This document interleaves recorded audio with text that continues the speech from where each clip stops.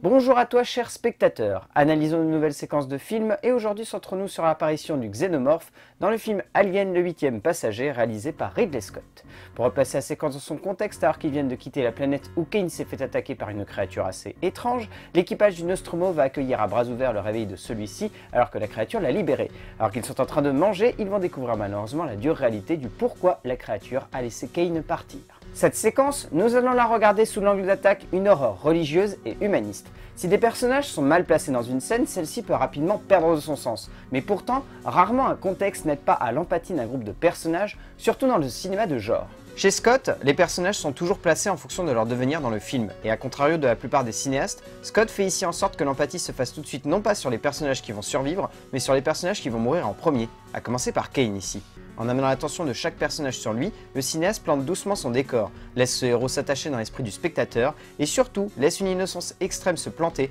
pour mieux amener la surprise. Surprise d'autant plus drôle lorsque l'on sait qu'aucun des acteurs ne savait comment cette scène allait se dérouler. La surprise est le mot d'ordre ici, car même si on se doute que cette créature n'a pas lâché Kane pour rien, le contexte de la séquence, le regard tendre sur les personnages ainsi que la mise en place de la situation permet au spectateur d'être totalement dupé. Le réalisme de la séquence passe par une forme de cacophonie du dialogue, qui rend quasiment inaudible la plupart des paroles des personnages, laissant une forme de flottement rassurant se mettre en place pour mieux amener le genre au sein d'un film avant tout humain, et là est le grand atout de ce long métrage. La froideur de l'écriture chirurgicale permet ainsi à ces personnages de prendre simplement mais magnifiquement vie sur la longueur, et ainsi de gagner en humanisme et en sincérité, parvenant ainsi à être touchant sans avoir besoin d'être forcément mis en avant de manière brutale. Là est le brio de cette séquence qui bascule ensuite d'un seul coup, comme pour faire en sorte que ce réalisme si attachant se matérialise ensuite en quelque chose de plus glaçant, de plus terrifiant, de plus angoissant. En une bascule simple mais presque comique, celle d'un crachat de dégoût de la part de Kane, Scott fait basculer sa séquence ainsi que son film,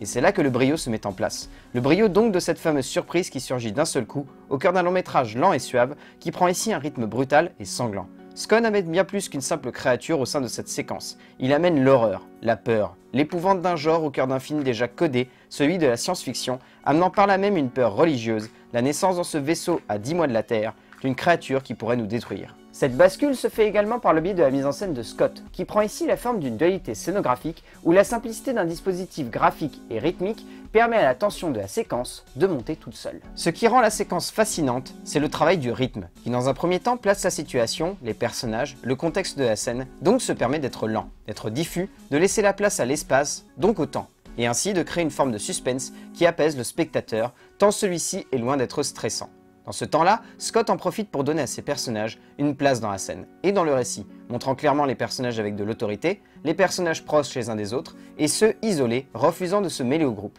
Et Scott le fait en scindant sa scénographie en deux parties, une dirigée vers un groupe et une autre dirigée vers des personnages isolés, comme reculés, et ce sont eux qui prendront conscience en premier de la menace. Menace qui représente la bascule de cette séquence, une bascule rythmique mais également scénographique, puisque forcément Scott va matérialiser une autre forme de dualité, non plus au sein de l'équipe, mais face à cette créature. En développant ainsi la catharsis de cet instant cinématographique par le biais d'un braquage rythmique fulgurant qui prend le spectateur de court, Scott transforme sa séquence émotionnelle en une séquence de genre violente et acerbe qui n'épargne rien au spectateur et le laisse dans la même posture que ses acteurs, totalement démunis. À l'image de Lambert, nous sommes totalement scotchés par ce qui se passe devant nous, incapables de faire quoi que ce soit, et par le biais de seulement 3 cadres, Scott réussit à cristalliser cette peur, cette pétrification du spectateur, en rendant cette violence surprenante, également terrifiante et symptomatique de l'univers qu'il cherche à peindre. Un univers où personne n'est à l'abri, un univers où la violence vient avant tout de l'homme, un univers où c'est un homme qui de ses propres entrailles laissera l'essence du mal jaillir sans rien pouvoir y faire.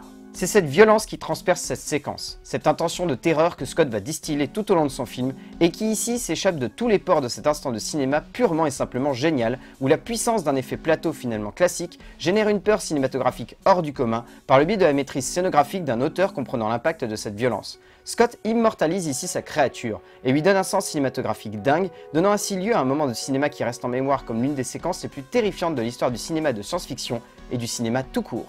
Vous l'aurez compris donc, cette séquence est avant tout une naissance, la naissance d'une peur qui rongera un équipage, une naissance qui se fait de manière religieuse et terrifiante. Comme d'habitude, je vous invite à re-regarder cette séquence pour vous faire votre propre avis et pourquoi pas votre propre analyse. On se retrouvera très vite pour analyser une nouvelle séquence de film et d'ici là, regardez un petit peu plus loin que ce que l'on essaie simplement de vous montrer au cinéma.